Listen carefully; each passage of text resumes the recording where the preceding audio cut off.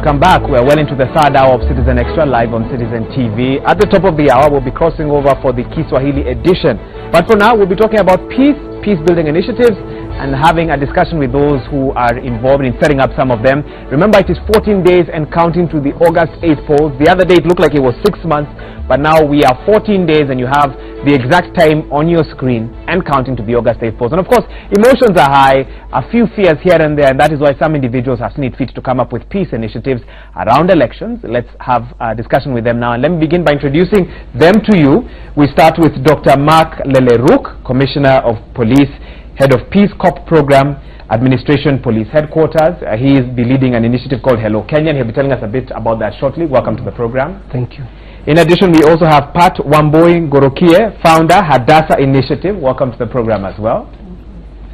We also have Rachel Wamboi Kongo, a programs coordinator, Coalition for Peace in Africa. Her initiative is to do with community dialogue and peace campaign. Also, welcome to the program. Thank you. And finally, Saddam Suleiman, team leader, Art for Peace. Welcome to the program as well. Asante. Let me begin by giving each of you exactly 1 minute to briefly explain what your peace campaign is about. And of course, for those of you who are watching us in Kenya and around the world, talk to us on all our platforms. If you can, SMS us 22422.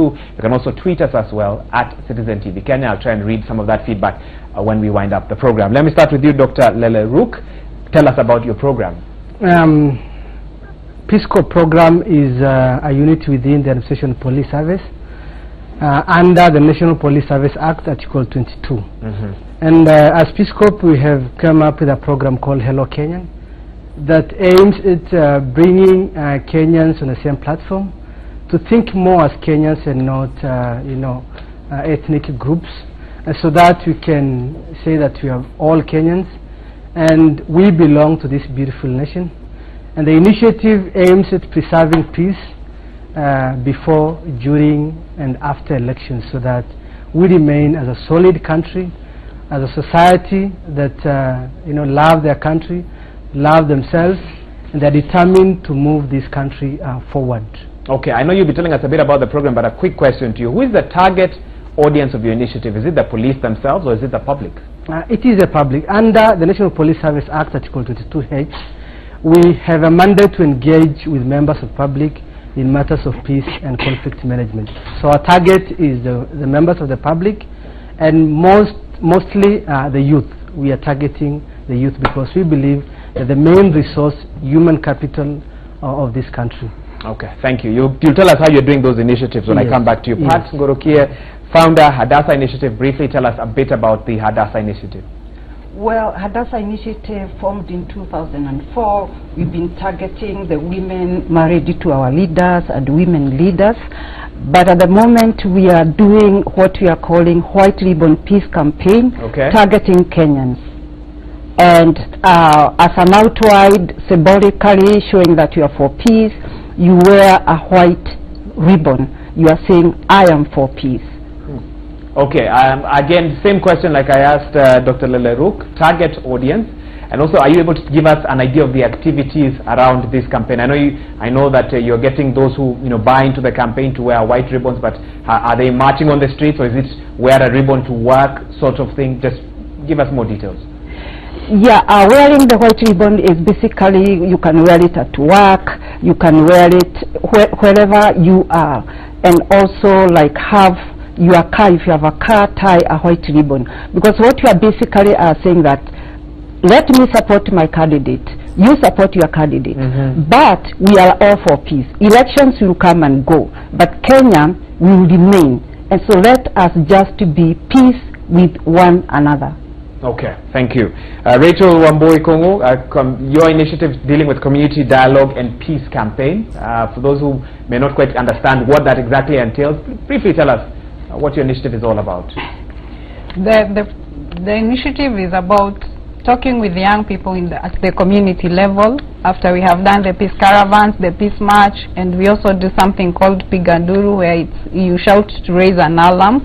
When people send us SMSs or text about whatever is happening within their community, then we are able to go to the community and engage them. If it was a rumor, we are able to verify whether the rumor is true or not, or what are the issues there regarding the political scenarios which are coming in the campaigns. What are they saying when they come here? Are they giving them tangible promises about what they will do after they are elected? And also, if there is something like conflict coming up, how are we able to address that conflict? Because we say conflict is important so that people can address it and come to a solution. Those are the dialogues we are going around. How old is your initiative? How long has it been on for? Wow. Coalition for Peace in Africa is more than 10 years old. It was formed from the UK, whereby Africa was not being able to come together as a team to address their own issues, and conflict was glaring all over Africa.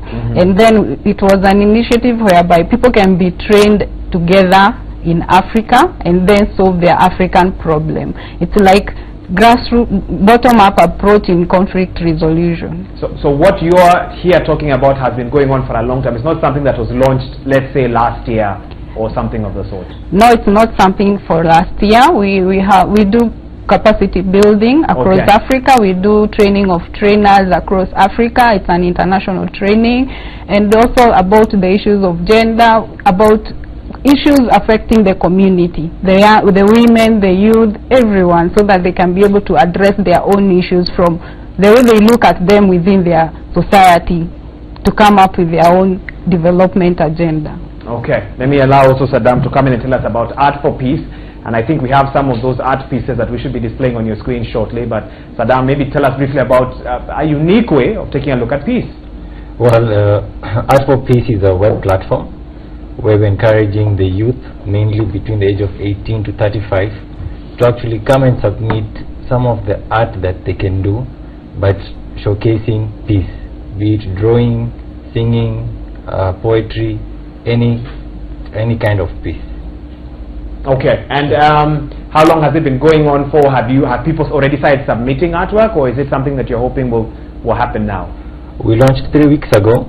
We have seen a good number of people submitting artworks, so we are hoping to get more entries before we close the submission date, which is on 15th August. Okay. Okay. Well, I briefly want to hear from each of you how you measure effectiveness of your campaigns. We'll start with you, Dr. Leleruk. When you set out on this campaign, whenever you started, what would you say would make your campaign successful? How will you be able to gauge that it's been an effective campaign? Briefly, I'll give each of you a chance, starting with Dr. Leleruk, to talk to us about that. Yeah, as Hello Kenyan, we've been able to engage with the young people, and we'll be plugging into institutions of higher learning. We have University of Nairobi students every Friday on the major roundabouts between 6:30 and 9 a.m. here in Nairobi, and also Catholic University of Eastern Africa, Tangazo University College. And in the morning, every Friday, they display placards with messages of peace, and that has been something we are proud of. Young Kenyans identifying themselves with peace, and they call themselves instruments of peace. We have also done peace caravans in most counties. We may not measure exactly our effectiveness, but at least we begin to see Kenyans, believing that indeed they are Kenyans first before belonging to ethnic groups. And we are seeing a lot of engagement in social media. We have also organized peace summits like the one that we had last week, in partnership with Youth and Success Alliance at KICC on Friday. So basically, we've seen a pool of young Kenyans tweeting, Facebooking, on Instagram, sharing messages of peace.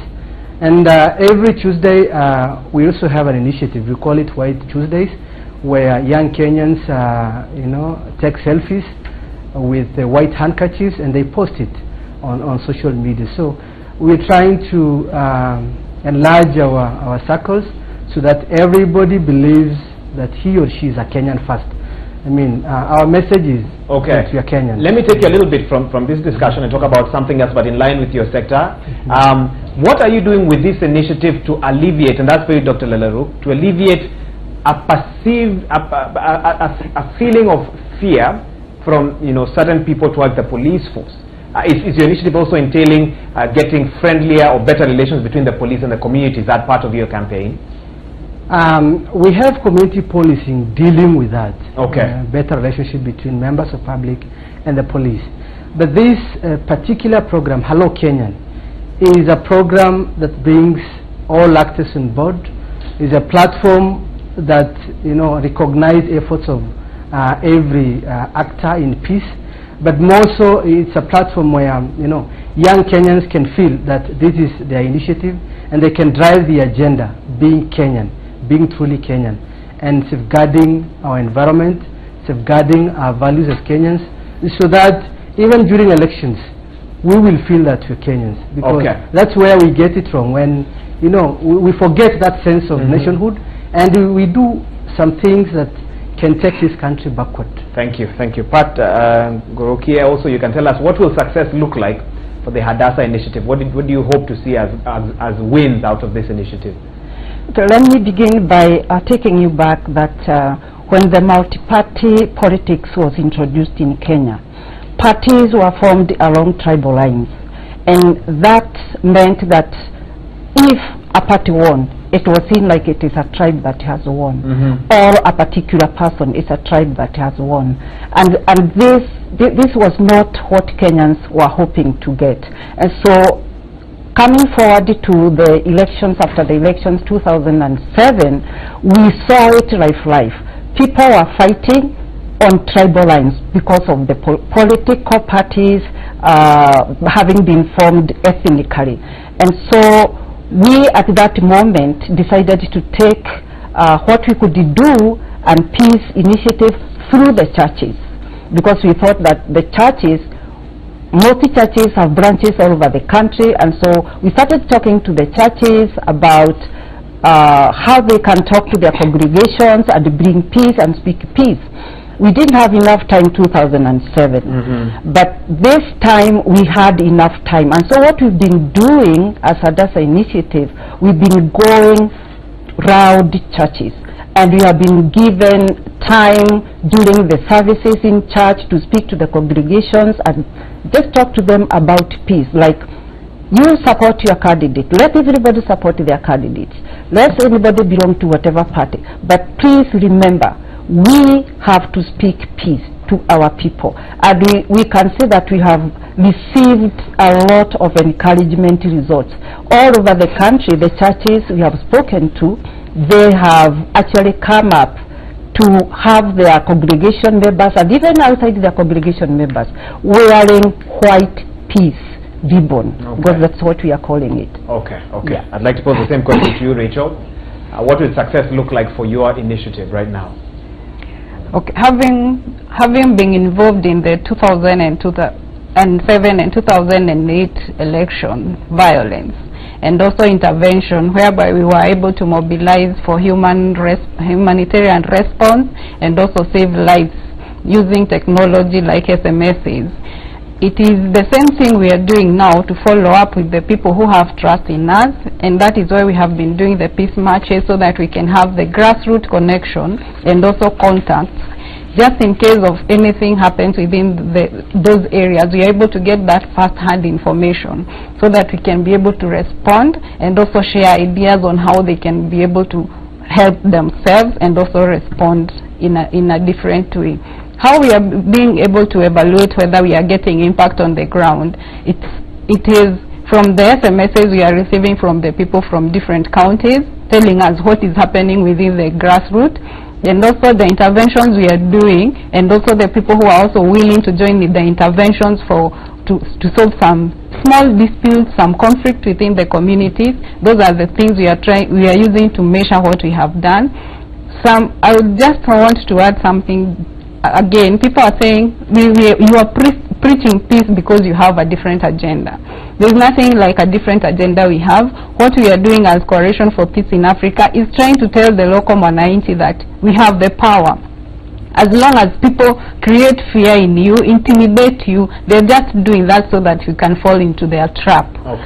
And we don't want you to fall into their trap. Have your own mind to think on your own. Good. You've actually preempted one of my questions, which I'll be asking after this. But before that, Saddam, same question to you. What will success look like? What are your goals with this particular initiative? Okay, here's our rationale. Internet is big. Only in Kenya we have about 20 million Kenyans who are online, almost on a daily basis, right? And out of which majority of them are youth. And if you look at the patterns that youth have, they spend about 7 hours online every day. And these are the most vulnerable people in our society who will be affected by this election, either by incitement and other things. So we thought these are the same people who have so much raw talent, so much, whether it's drawing, whether it's singing. How can they bring this talent on the online community and promote peace, right? Okay. Now we are looking at, even if we are prudent, 20 million of Kenyans, if we only get 10% of that, that's 2 million. These are enough peace ambassadors online nationally.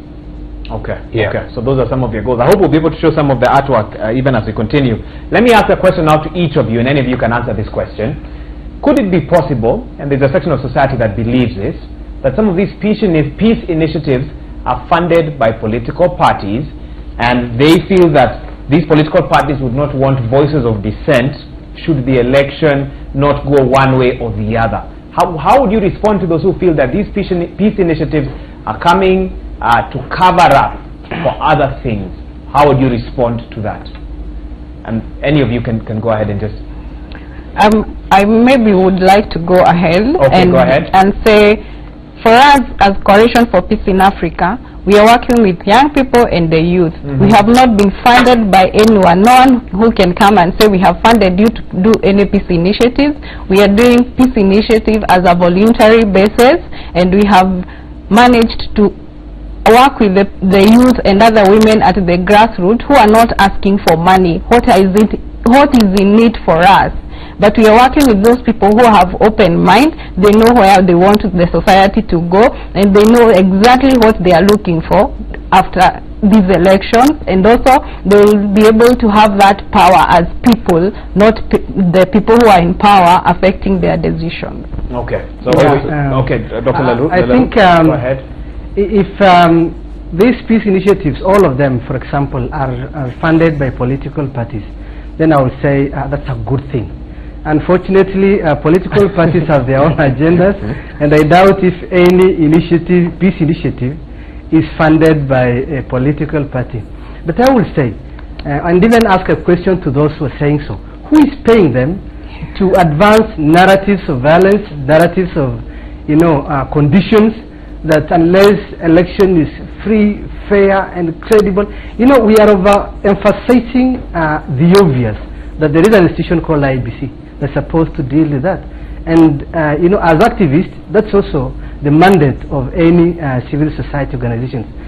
We're saying that if we emphasize on that and say that conditions for peace is A, B, C, D, I think for us as peace actors, you're saying that it's much better to embrace peace, whichever the situation is.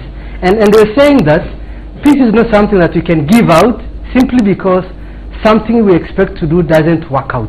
I mean, we must embrace peace if we really first love ourselves, if we love our families, if we love our society, and even our country. Peace is not an option that if so-and-so doesn't win, then we must pick our pangas and every other crude weapon to make a point. There are better options other than violence.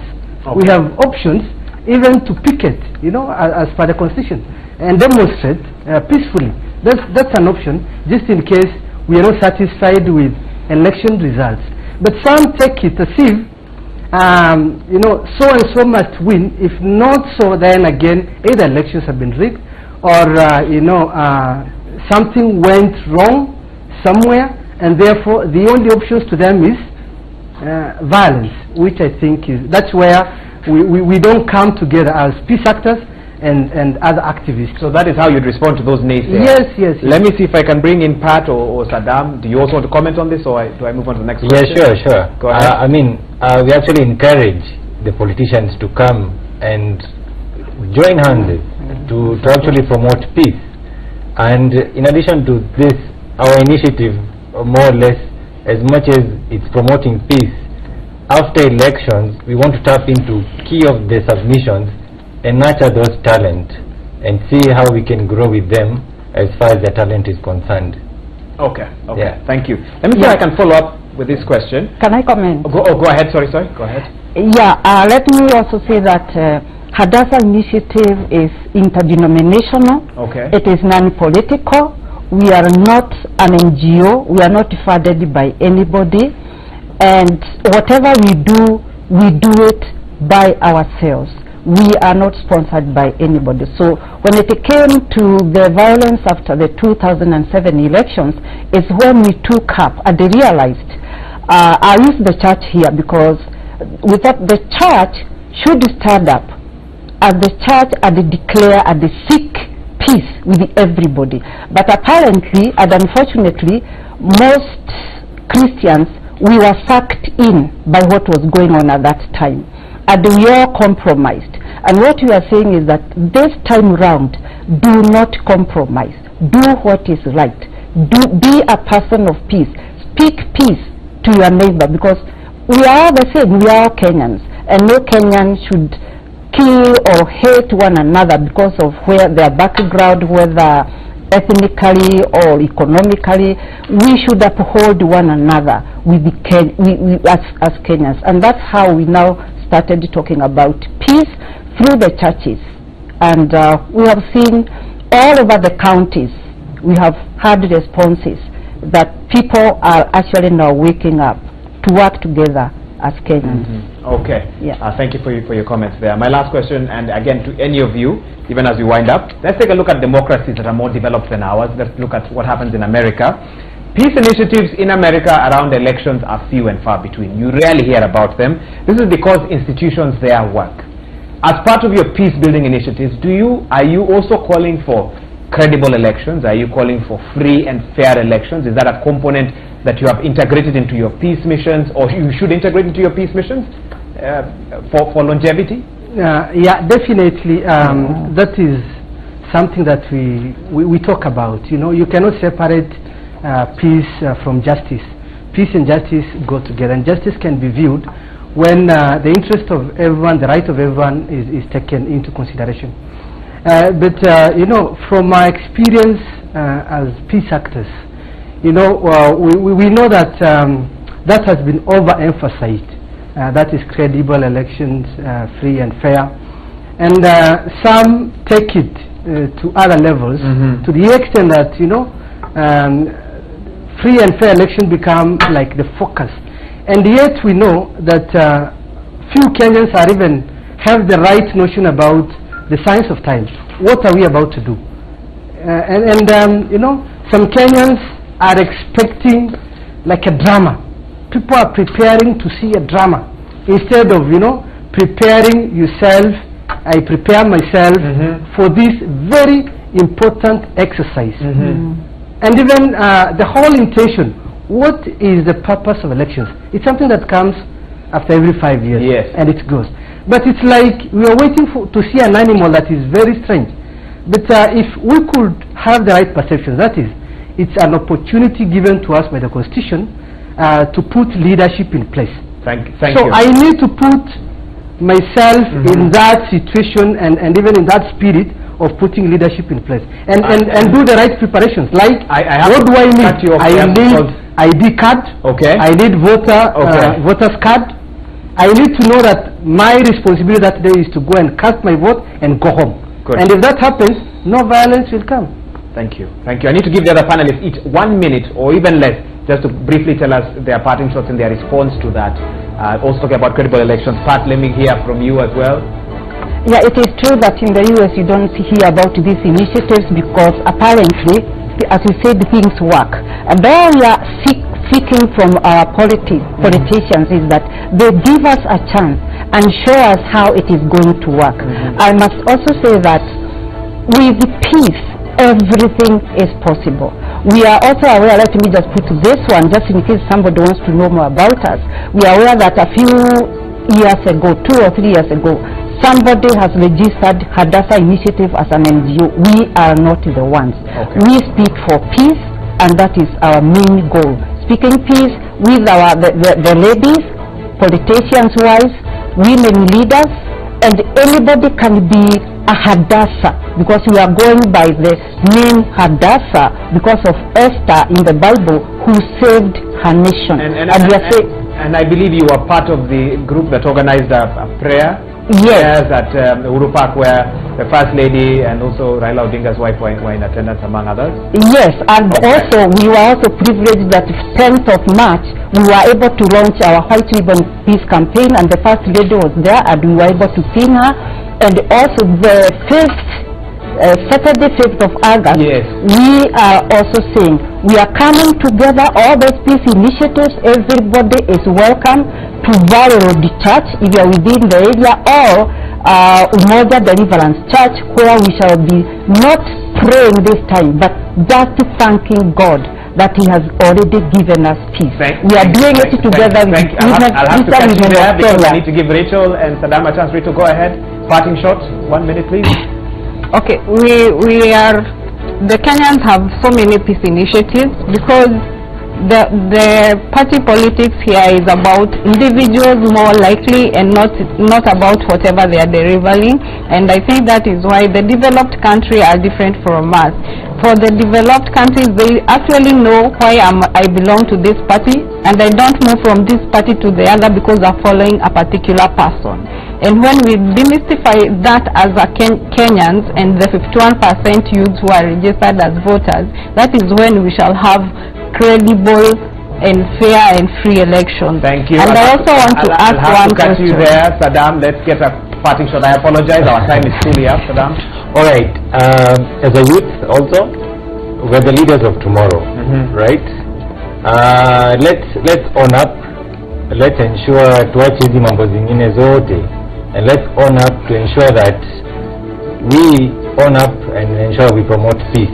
And please log into www.artforpeace.co.ke and check out more. Thank you so much. I'd like to thank all my panelists so much for coming into studio to have this honest discussion with me. I apologize to my panelists for the time. Unfortunately, we had so much to discuss and so little time. Hopefully, we'll have other platforms to continue this discussion as well. Thank you to everyone who's tuned in for this English edition of Citizen Extra live on Citizen TV. Time now for the Kiswahili edition. Stay tuned. You're watching Citizen TV.